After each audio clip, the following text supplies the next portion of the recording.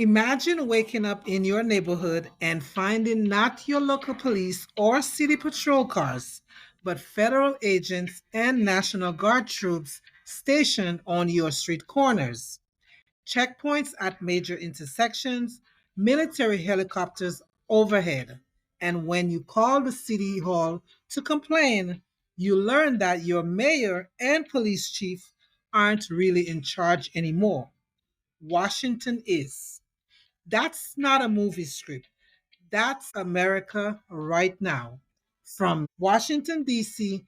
to Los Angeles to Memphis, the federal government is stepping directly into city streets, sometimes without local leaders' consent, which raises a question no one seems to be asking loudly enough.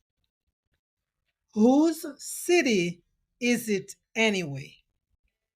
Welcome back to Sideways Look, looking where others don't. I'm Dr. Paul. Today, we're peeling back the layers of one of the most dramatic shifts in urban governance in recent memory, the federal government takeover of American cities. This isn't just about crime statistics or border security. It's about power, democracy, and precedent. Because once Washington sends in troops to run your streets, what does that mean for the future of local control? What's happening on the ground? Washington, D.C., in August, the president invoked the Home Rule Act to assume control of the Metropolitan Police Department for 30 days. For a month, the city's own police force answered not to the mayor, but to the federal government. In Los Angeles, federal agents and Marines were deployed amid immigration raids and protests, despite fierce objections from city and state leaders. In Memphis, the National Guard is on its way, announced by the White House as a response to violent crime. And just this week, it was noted by the White House that Miami is next. In each case, local officials, mayors, governors, and city councils were caught off guard, sometimes actively resisting, but the federal response went forward anyways. So, what's the legal loophole? So, how is this even possible? You see, DC is unique. The Home Rule Act gives the federal government the ability to seize control of its police force in special emergencies. That authority hasn't been used like this in decades. Emergency powers, crime emergencies. This can be declared broadly, justifying National Guard deployment. On immigration enforcement, federal jurisdiction over immigration creates a backdoor to policing cities, even where local governments refuse to cooperate. On paper, all of these actions can be justified. In practice, they stretch the boundary between federal power and local democracy. So, what's the politics of law and order? Now, let's be honest. Crime is the headline. The official justification is always about keeping people safe. But If you look closer, the numbers tell a more complicated story. Violent crime has actually declined in many major cities. Homicides are lower than a few years ago. Yet, the perception of crime, fueled by media coverage and political speeches, is as high as ever. And here's the pattern: the cities chosen for federal interventions, they often run by Democratic mayors and councils. They're symbolic cities, for instance, the capital, the entertainment hub, communities with national visibility. William Banks, professor of law and at Syracuse University, who's an expert on the role of military in domestic affairs, noted that Trump's move is likely intended as a symbolic show of power, especially after a former Doge staffer assault in the city caught his attention. The administration knows these deployments aren't just about safety, they're about sending a clear message. That message is: we're in charge, we're tough on crime, we can override the locals. The federal government is simply saying they are the law and order for these cities. Now, this isn't new in politics.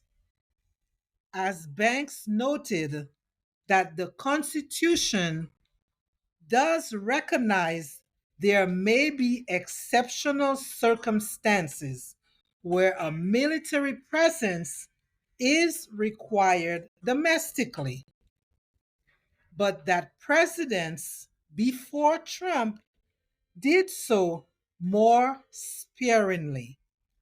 He points to what he calls rights promoting deployment of the National Guard, which included by Lyndon B. Johnson to desegregate schools in Alabama and Mississippi. But the scale and visibility of these moves, they are what they are. So, what about the community's impact? Let's step back and ask, what happens to people who actually live in these cities? If residents see federal agents patrolling instead of familiar community officers, they feel occupied, not protected.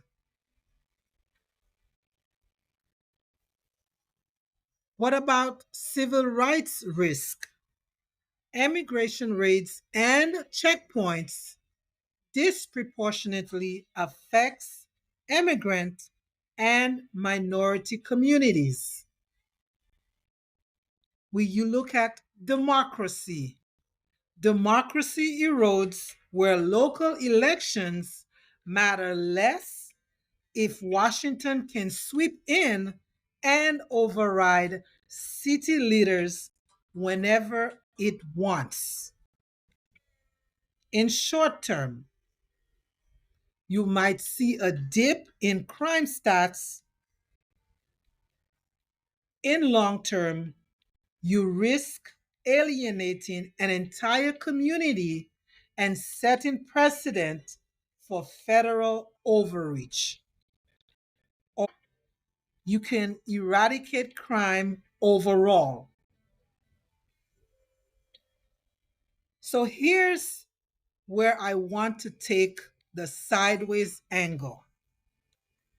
What if these federal deployments aren't really about crime at all?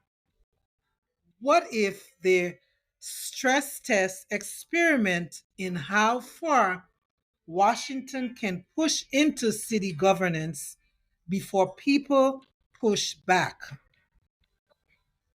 Think about it. You start with the Capitol, where the law gives you unusual leverage. Then you move to high crime cities like Memphis, Chicago, where people are desperate for relief.